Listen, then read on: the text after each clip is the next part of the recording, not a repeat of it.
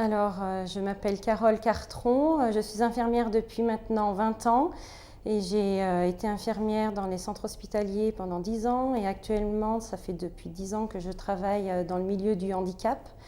Il y a 7 ans, j'ai été infirmière experte ASA et ASCC. Et c'est durant cette fonction que j'ai rencontré des formateurs de l'ORTRA qui m'ont parlé de la fonction de CAP, qui m'a donné envie de découvrir. Et ça fait maintenant 3 ans que je suis CAP ASA.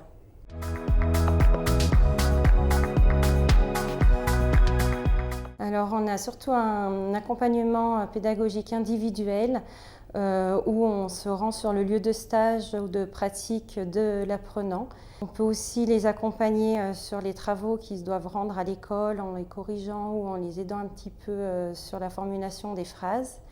Et puis des fois, on organise des ateliers de pratique selon leurs besoins, s'ils ont envie de revoir certains soins qu'ils n'ont pas pu voir en pratique.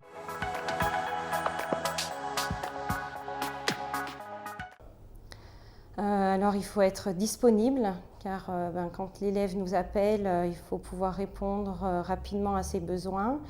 Il faut être passionné par la formation d'adultes, leur donner l'envie d'apprendre et puis être pédagogue et être bienveillant.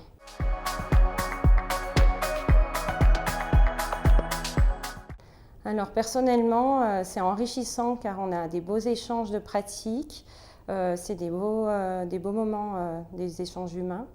Et puis professionnellement, c'est vrai que c'est enrichissant parce qu'on intervient sur différents lieux de pratique. Ça peut être aussi bien en centre hospitalier qu'à l'IMAD ou en soins à domicile ou en EMS.